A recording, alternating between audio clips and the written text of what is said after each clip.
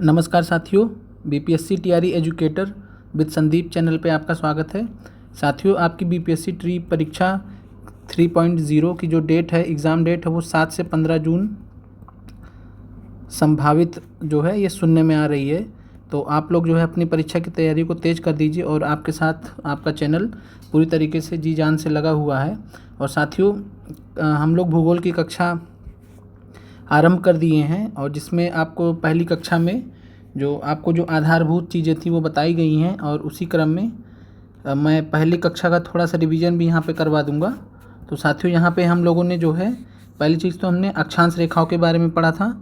तो अक्षांश रेखाओं के बारे में जो है पहली अक्षांश रेखा हमने पढ़ी थी विषुवत रेखा। विषुवत रेखा को हम भूमध्य रेखा भी कहते हैं, जिसको 0 डिग्री बोलते हैं। ठीक है साथियों, तो 0 डिग्री अक्षांश होता है ये। और 0 डिग्री अक्षांश विषुवत रेखा या भूमध्य रेखा यह क्या करता है, तो यह पूरे पृथ्वी को 2 भाग में विभाजित करता है। एक भाग ये हो गया आपका साथियों और दूसरा भाग ये हो गया, और इसको बोलते हैं उत्तरी गोलार्ध। और नीचे वाले पार्ट को, जो कि दक्षिण के आपका विषुवत रेखा के दक्षिण में स्थित है, उसको बोलते हैं दक्षिणी गोलार्ध।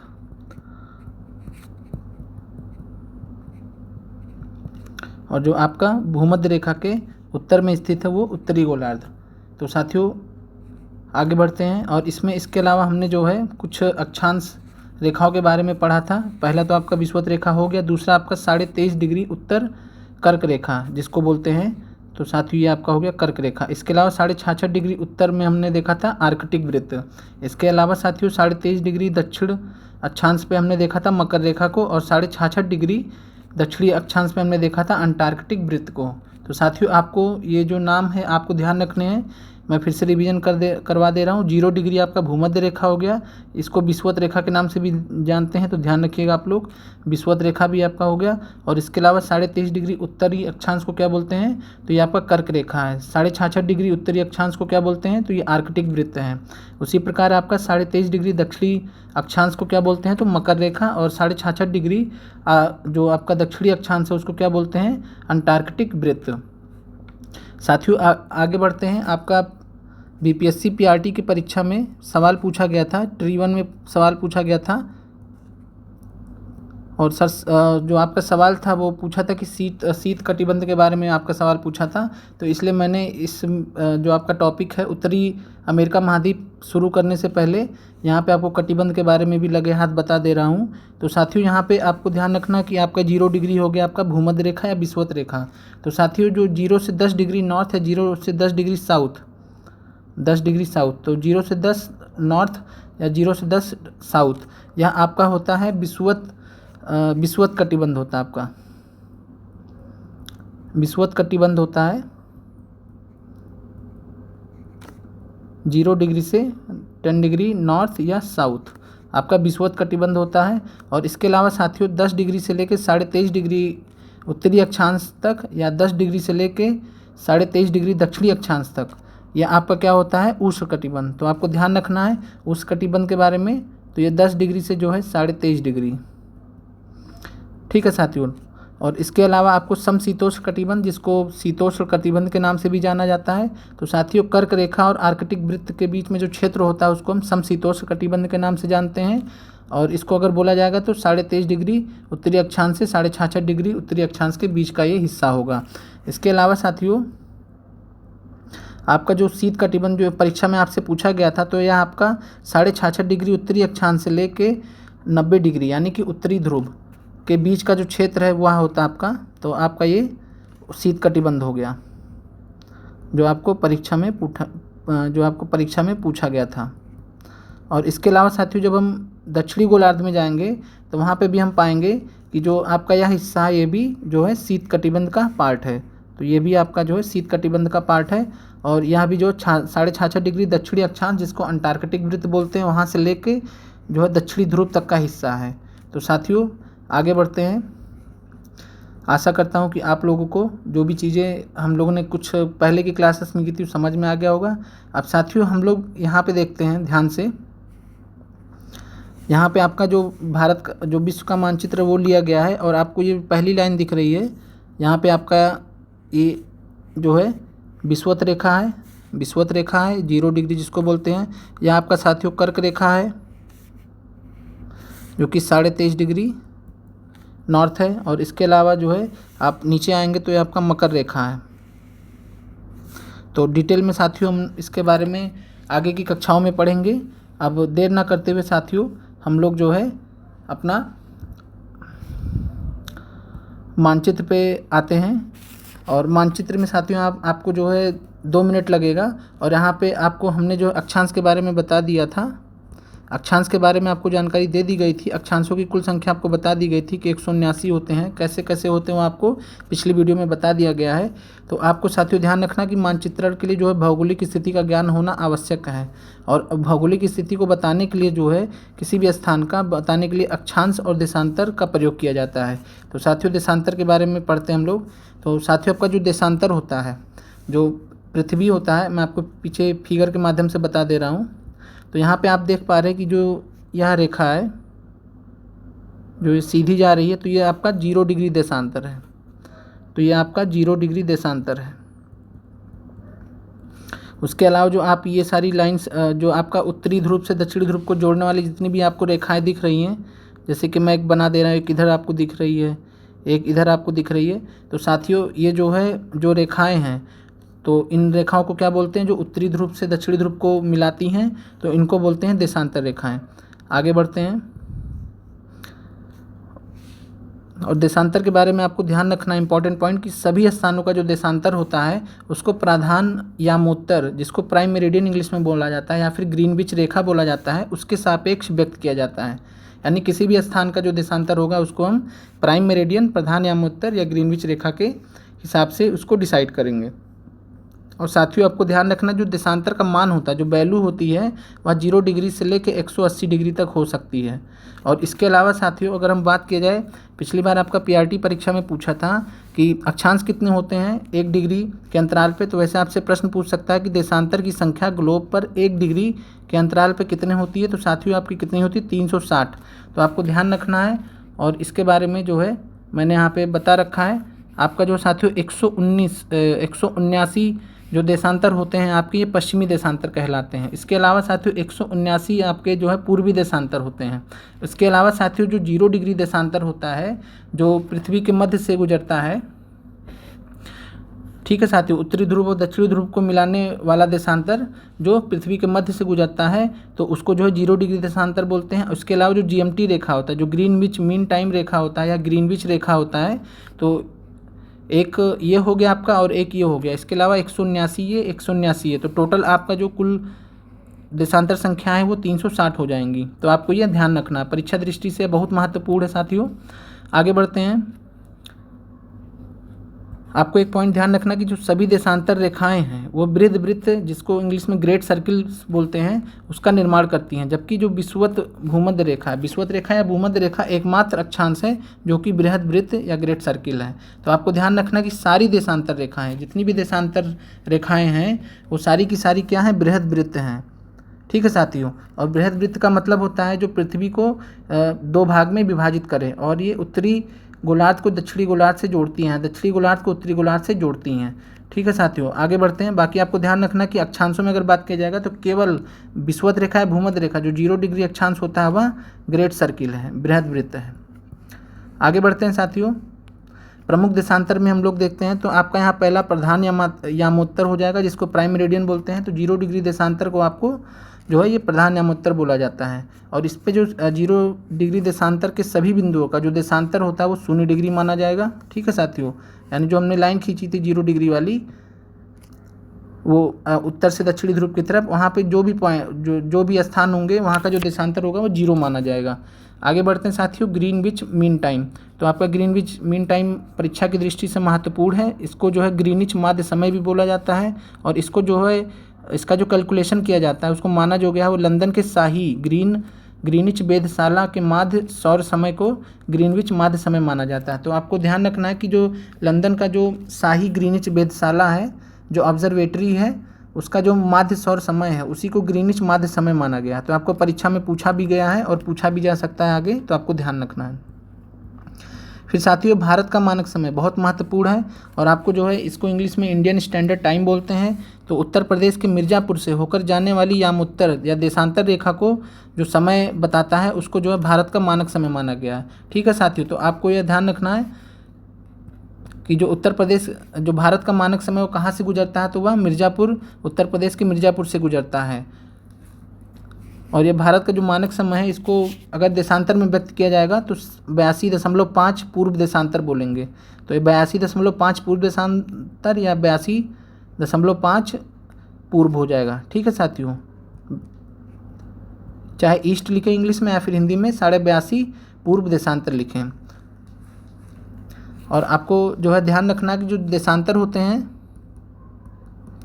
आपके जो देशांतर होते हैं वो पश्चिम या पूर्व में व्यक्त किए जाएंगे। बाकी आपका जो अक्षांश होता है उसको किस में व्यक्त किया जाता है, तो वह नॉर्थ या साउथ में व्यक्त किया जाता है।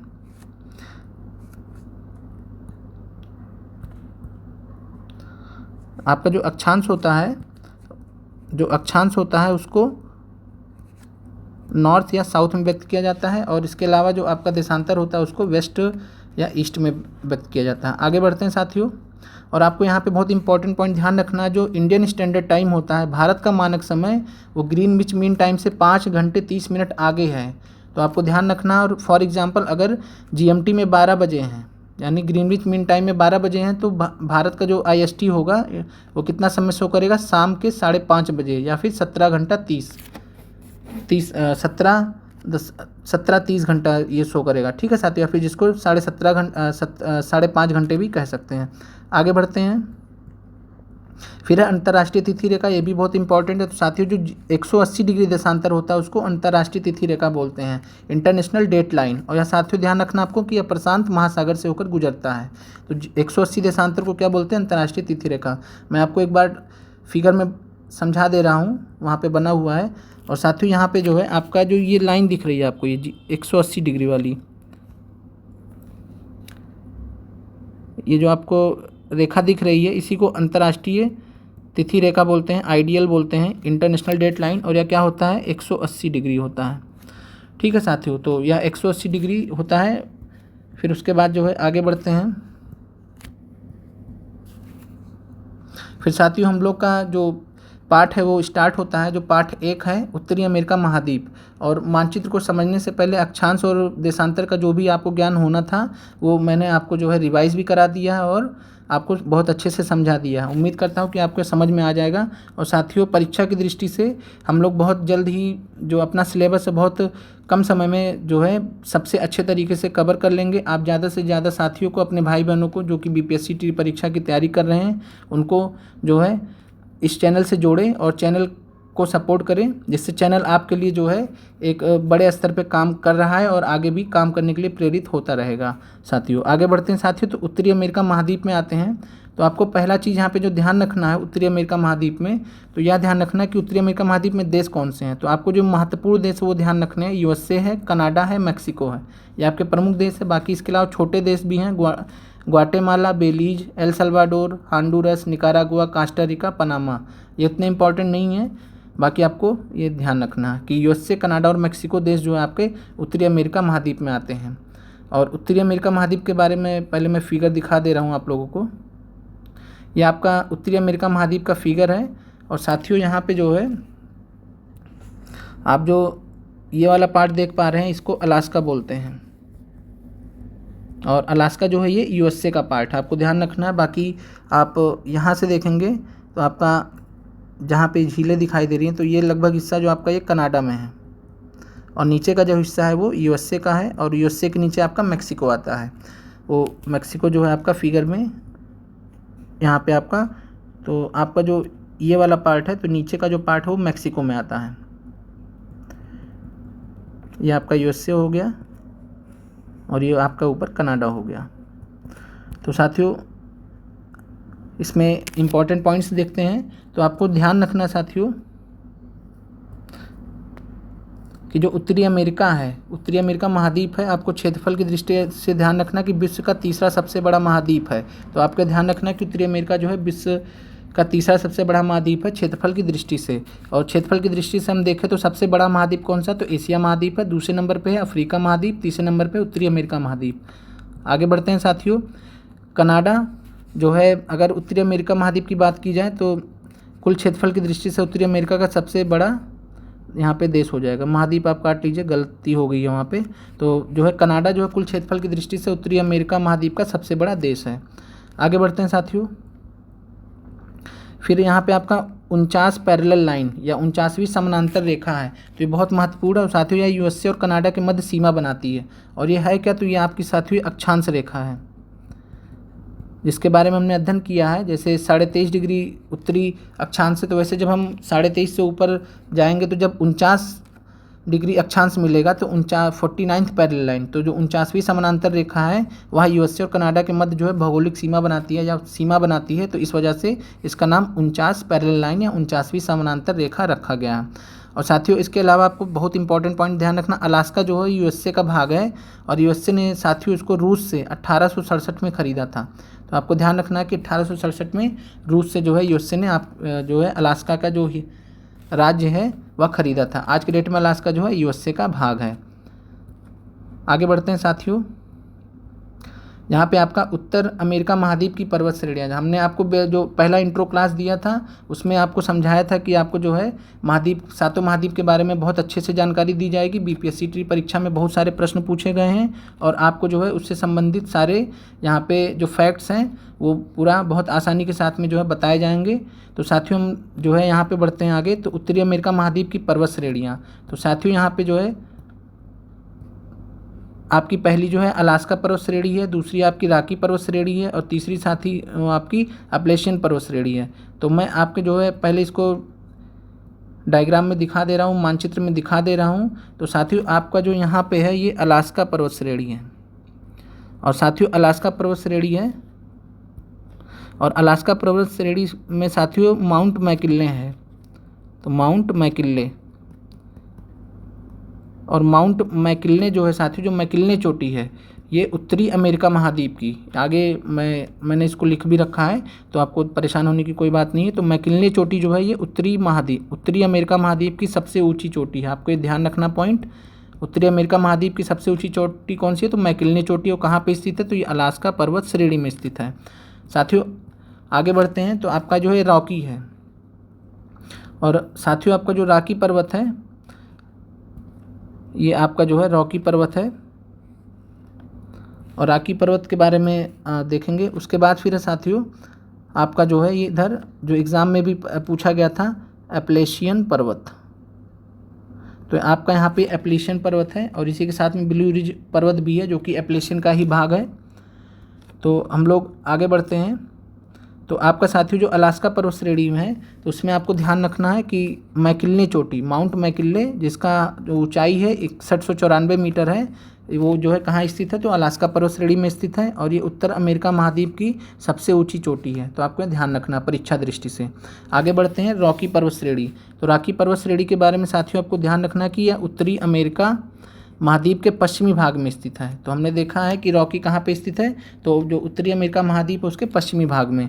और साथियों आपको ध्यान रखना बहुत इंपॉर्टेंट है परीक्षा की दृष्टि से, नवीन वलित पर्वत जिसको इंग्लिश में यंग फोल्ड माउंटेन्स बोलते हैं का उदाहरण है। तो आपको ध्यान रखना रॉकी जो है नवीन वलित पर्वत का उदाहरण है। और इसके अलावा साथियों को ध्यान रखना जो सबसे ऊंची चोटी है रॉकी पर्वत श्रेणी की वो क्या है, तो एल्बर्ट है। तो माउंट एल्बर्ट आपको ध्यान रखना है 4399 मीटर। ठीक है साथियों, फिर इसके अलावा आपको ध्यान रखना यूएसए में, यूनाइटेड स्टेट्स ऑफ अमेरिका में कुछ जो है महत्वपूर्ण चोटियाँ स्थित हैं, इंपॉर्टेंट पीक्स हैं जिनके नाम है रेनिए, माउंट रेनियर, माउंट हुड और इसके अलावा माउंट शास्ता या माउंट शास्ता। तो आपको जो है तीनों नाम ध्यान रखने कहाँ पे है, तो ये यूएसए में है। बाकी साथियों आपका जो रॉकी पर्वत श्रेणी है या आपका जो है अलास्का के बाद, अलास्का पर्वत श्रेणी के बाद स्टार्ट होता है और इसका जो विस्तार हुआ कनाडा में और यूएसए में है और थोड़ा बहुत जो है ये मेक्सिको में भी है। तो आपको ये चीज़ ध्यान रखना है। तो कनाडा यूएसए में यह मुख्यतः स्थित है। फिर आगे बढ़ते हैं साथियों, फिर है एप्लेशियन पर्वत श्रेणी। तो आपको साथियों ध्यान रखना परीक्षा में कक्षा 6 से 8 का जो मैथ साइंस का पेपर था या जो SST का पेपर हुआ था, वहाँ पे आपका 40 नंबर का जो GS का क्वेश्चन सेट था वहाँ पे पूछा गया था। तो साथियों आपको ध्यान रखना, एप्लेशियन पर्वत जो है ये प्राचीन वलित पर्वत का उदाहरण है। और साथियों जो प्राचीन वलित पर्वत का उदाहरण भारत में भी है, तो भारत में जो प्राचीन वलित पर्वत है उसको हम अरावली श्रेणी के नाम से जानते हैं। तो अरावली पर्वत श्रेणी के नाम से हम लोग जानते हैं। तो भारत में जो प्राचीन वलित पर्वत का उदाहरण है वो है अरावली पर्वत श्रेणी। बाकी अपलेशियन पर्वत जो है ये अमेरिका का जो है ये यूनाइटेड स्टेट्स ऑफ अमेरिका का प्राचीन वलित पर्वत है। और साथियों इसको आपको ध्यान रखना कि अमेरिका के USA के ये पूर्वी भाग में स्थित है। इसके अलावा सबसे ऊँची चोटी जो है ये माउंट मिशेल, ठीक है साथियों, तो माउंट मिशेल जिसकी 2037 मीटर है। और साथियों जो प्राचीन वलित पर्वत है इसका एक खास बात होता है, तो जो प्राचीन वलित पर्वत है इसका खास बात यह होता है साथियों कि यह जो है बहुत ज़्यादा इरोड हो जाते हैं, अपर्दन हो जाता है इनका, और इनकी जो ऊंचाई है बहुत कम हो जाती है। समय के साथ में जो उनकी ऊंचाई है वह घटती जाती है, ऊंचाई कम होती जाती है। ऐसे आप अरावली का देखेंगे तो जो उसका हाईएस्ट पीक है उसका जो वो लगभग 1500 मीटर के आसपास है, 1000 से 1500 मीटर के आसपास उसकी ऊंचाई है। तो ये समय के साथ में जो ऊंचाई इनकी कम होती जाती है। इसके अलावा साथियों जो ब्लू रिज पर्वत है वो अपलेशियन उच्च भूमि श्रेणी का ही भाग है। साथियों अब इसके बाद हम लोग आते हैं उत्तरी अमेरिका के पठार। तो साथियों उत्तरी अमेरिका के पठार में आपका कैनेडियन शील्ड है, इसके अलावा कोलंबिया का पठार है, फिर है कोलोराडो का पठार, मैक्सिको का पठार। तो हम लोग इसको मैप में पहले देख लेते हैं, फिर इसके बारे में हम लोग पढ़ेंगे। तो साथियों आपका जो यहाँ पे कैनेडियन शील्ड है, तो ये आपका है कैनेडियन शील्ड। और साथियों बहुत महत्वपूर्ण है परीक्षा दृष्टि से कैनेडियन शील्ड। और इसके अलावा साथियों, और इसको साथियों लॉरेंसियन पठार भी बोलते हैं। तो लॉरेंसियन पठार पूछे या कैनेडियन शील्ड पूछे, दोनों एक ही बात है। तो लॉरेंसियन पठार जो है ये आपका कैनेडियन शील्ड का ही हिस्सा है। इसके बाद साथियों अगर हम लोग देखेंगे तो आपका यहाँ पे जो है कोलंबिया का पठार दिया हुआ है। तो कोलंबिया का पठार दिया हुआ है, यहाँ भी कोलंबिया का पठार का विस्तार है। और इसके अलावा साथियों यहाँ पे आपका कोलोराडो का पठार है, ठीक है साथियों। अब आगे बढ़ते हैं। इसके अलावा यहाँ पे ओजार्क का भी पठार है और एडवर्ड्स का पठार है, जो कि परीक्षा दृष्टि से उतना महत्वपूर्ण नहीं है। बाकी मैक्सिको का पठार आपका मैक्सिको में स्थित है।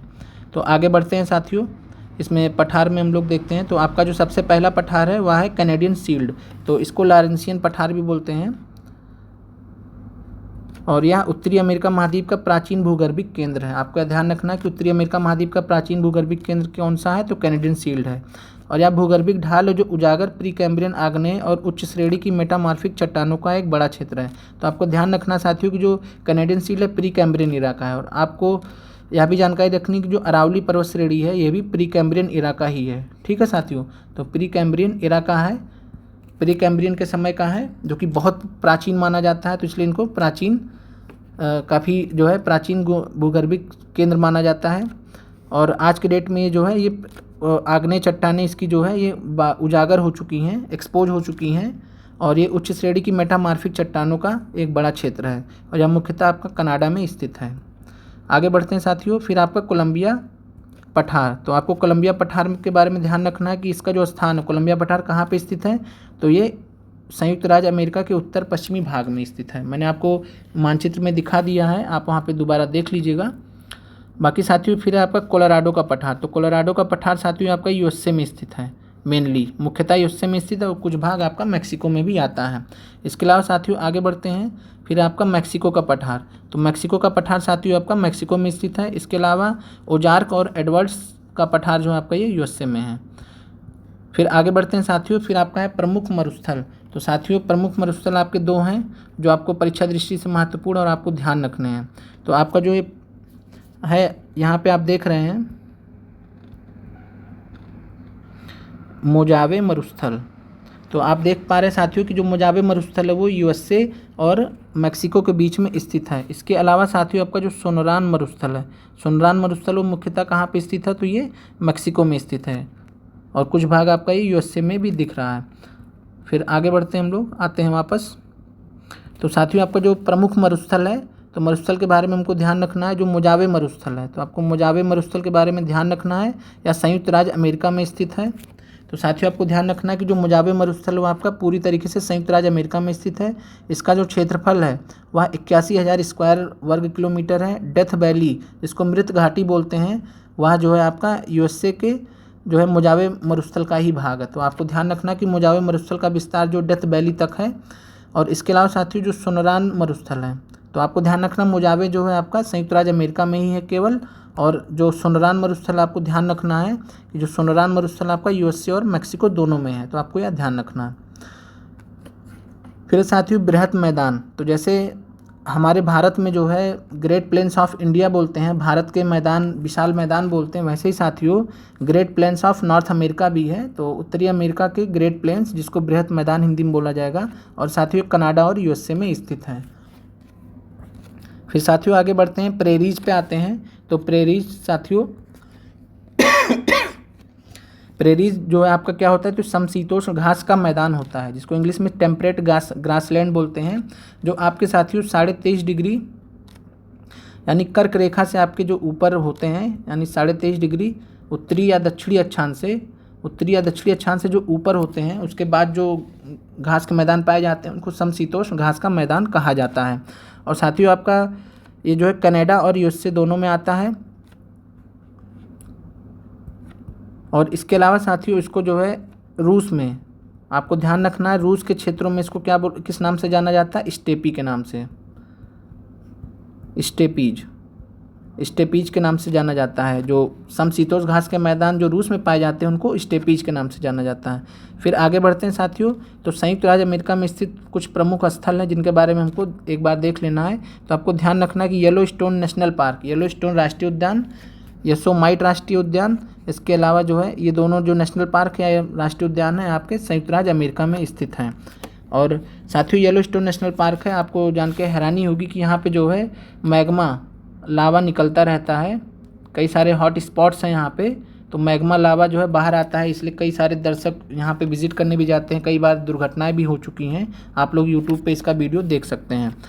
तो साथियों आगे बढ़ते हैं, फिर आपका है ग्रैंड कैनियन। तो ग्रैंड कैनियन आपको ध्यान रखना साथियों, जो ग्रैंड कैनियन होती है वो बहुत तंग घाट, जो कैनियन किसको बोलते हैं, तो कैनियन जो होती है बहुत तंग घाटी होती है, और जो ये ग्रैंड कैनियन है कोलोराडो नदी के द्वारा निर्मित किया गया है, और ये विश्व का सबसे बड़ा कैनियन है।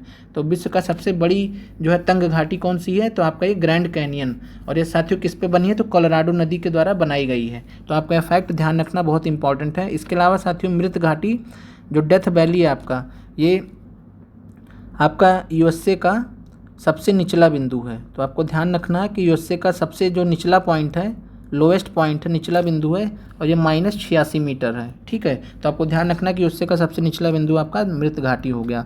फिर आगे बढ़ते हैं साथियों, तो ग्रेट बेसिन है। तो आपको ग्रेट बेसिन ध्यान रखना कि यूएसए में स्थित है, और जो यहाँ पे कह सकते हैं कि जल संभर होता है, जो पानी का स्रोत होता है, जहाँ पे पानी इकट्ठा हो जाता है और उसका जो समुद्र तक कोई निकास नहीं हो पाता है, तो उसको बेसिन के रूप में जाना जाता है, और ये इतना विशाल है तो इसलिए उसको ग्रेट बेसिन बोला जाता है। और ये कहाँ पे स्थित है, तो संयुक्त राज्य अमेरिका में। ठीक है साथियों, और इसका जो समुद्र तक कोई निकास नहीं है। फिर आगे बढ़ते हैं, तो उत्तरी अमेरिका की प्रमुख झीलें आपके पास है। तो आपको साथियों जो है यहाँ पे कनाडा के बारे में ध्यान रखना, परीक्षा में पूछा जा सकता है। ग्रेट बियर झील, ग्रेट स्लेब झील, इसके अलावा अथाबास्का झील, रेनडियर झील और विनिपेग झील, ये आपकी बहुत इंपॉर्टेंट है साथियों। तो आपको ग्रेट बियर झील ध्यान रखना है, great slab, Athabasca, reindeer, Winnipeg, ये सब कहाँ पड़ते हैं, तो कनाडा में पड़ते हैं।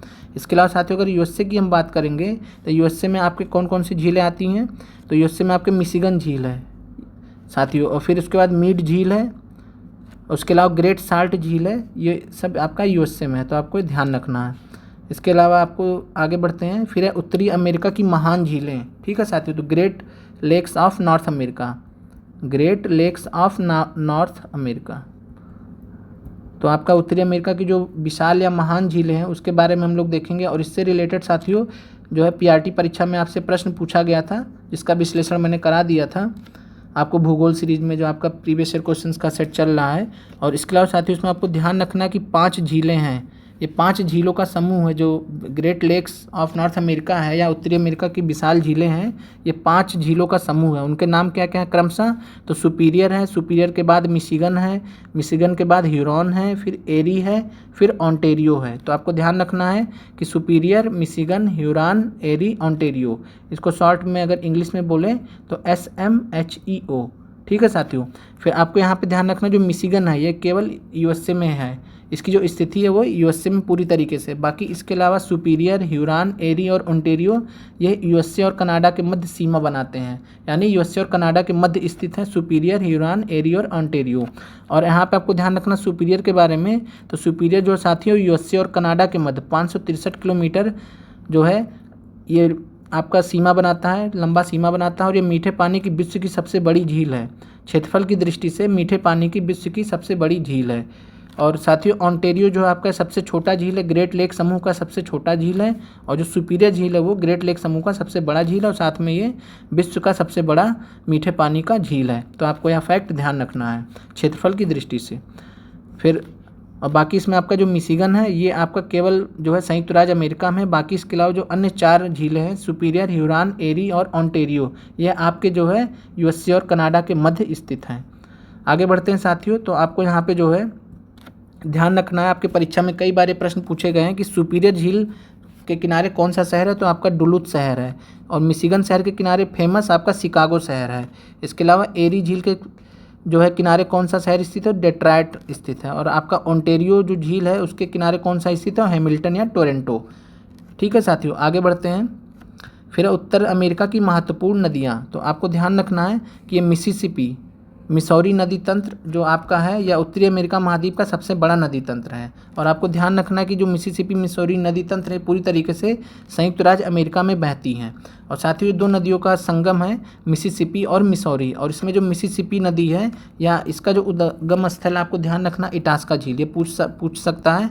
और इसके अलावा साथ ही जो मिसौरी नदी है ये सहायक नदी है मिसिसिपी नदी की। और मिसौरी नदी के बारे में एक फैक्ट और ध्यान रखना है कि यूएसए की सबसे लंबी नदी है। तो यूएसए की सबसे लंबी नदी पूछे तो आपका मिसौरी नदी हो जाएगा। फिर साथियों आगे बढ़ते हैं। फिर है मिसिसिपी डेल्टा, बहुत इंपॉर्टेंट है, प्रश्न पूछा गया है। तो यह पक्षी के पैर के आकार का डेल्टा बनाता है, बर्ड फुट डेल्टा बनाता है। ठीक है साथियों, जैसे पक्षी का जो होता है तो ऐसे आपका मान लीजिए कि पक्षी का जो पंजा होता है तो पक्षी के पैर के आकार का ये डेल्टा बनाता है। और ये इसको इंग्लिश में बर्ड्स फुट डेल्टा बोलते हैं। और ये साथियों मिसिसिपी नदी जो है क्या नाम है, ये कहाँ गिरती है, तो ये मैक्सिको की खाड़ी में गिरती है, गल्फ ऑफ मैक्सिको में गिरती है। और गिरने से पहले जो ये बर्ड फुट डेल्टा या मिसिसिपी डेल्टा का निर्माण करती है।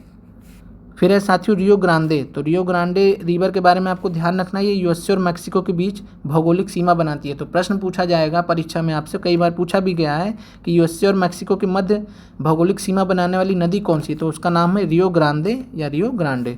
और यह साथियों मैक्सिको की खाड़ी में गिरती है। फिर आगे बढ़ते हैं। फिर आपका है कोलंबिया नदी, तो साथियों कोलंबिया नदी है तो यूएसए की सबसे बड़ी नदी है। और साथियों आपको जो है ये ध्यान रखना, तो कोलंबिया की यूएसए की सबसे बड़ी नदी हो गई कोलंबिया। और यूएसए की जो सबसे लंबी नदी है, तो जो सबसे लंबी नदी है वो आपकी मिसौरी है। तो मिसौरी आपका जो है सबसे लंबी नदी हो जाएगा और सबसे बड़ी नदी हो जाएगी कोलंबिया। मिसौरी जो है सबसे लंबी हो जाएगी। और कोलोराडो नदी के बारे में देखते हैं, तो यह जो है कोलोराडो नदी के द्वारा जो आपका ग्रैंड कैनियन का निर्माण किया गया है और यह विश्व का सबसे बड़ा कैनियन है। इसके अलावा साथियों आपको जो आखिरी पॉइंट यहाँ पे ध्यान रखना है वह है कि नियाग्रा जलप्रपात। तो नियाग्रा जलप्रपात आपसे पूछा जा सकता है, तो सेंट लॉरेंस नदी पे स्थित है और यह एरी झील और ओंटारियो झील के मध्य स्थित है। तो साथियों आज का जो आपका उत्तरी अमेरिका महाद्वीप है ये ख़त्म होता है। और यहाँ से परीक्षा दृष्टि से जितने भी प्रश्न पूछे गए हैं उसको हमने डिस्कस कर लिया है। और जितने प्रश्न पूछे जा सकते हैं उसके बारे में मैंने आपको डिटेल में इस वीडियो में बता दिया। साथियों इसको यह वीडियो आप कई बार देख लीजिएगा और आप अपने दोस्तों में इस वीडियो को शेयर कर दीजिएगा। और आप कंटेंट को देख के यहाँ समझ सकते हैं कि चैनल आपके लिए कितना मेहनत कर रहा है। तो आप लोग भी जो है चैनल को सपोर्ट, शेयर और सब्सक्राइब करिए। और साथियों आपको ध्यान रखना कि आपकी जो परीक्षा है वो 7 से 15 जून के बीच में प्रस्तावित है। और यह साथियों एक हिसाब से ब्रेकिंग न्यूज़ निकल के आया है और ये आपको ध्यान रखना है। तो साथियों हम लोग फिर अगली कक्षा में मिलेंगे और वहाँ पे आपको जो है आपका पाठ 2 कराया जाएगा। इसका जो भूगोल का जो अगला महाद्वीप हम लोग देखेंगे तो साथियों दक्षिणी अमेरिका महाद्वीप। तो आपको साथियों दक्षिणी अमेरिका महाद्वीप के बारे में कई सारे प्रश्न, जैसे अमेजन नदी के बारे में पूछा था तो वगैरह वगैरह, तो उसके अलावा जितने भी प्रश्न बन सकते हैं साथियों, तो दक्षिणी अमेरिका महाद्वीप से जितने भी प्रश्न बन सकते हैं सब आपको कराए जाएंगे और बहुत ही आसानी से आपको समझ में आ जाएगा। आपको ये वीडियोज़ 3-4 बार देख लेना है, तो इससे आपको बहुत अच्छे से जो है फैक्ट्स याद भी हो जाएंगे, समझ में भी आ जाएंगे। बाकी आपको PDF जो है कुछ समय बाद इन सब वीडियोस का शेयर कर दिया जाएगा आपको जो है व्हाट्सएप चैनल और टेलीग्राम चैनल के माध्यम से।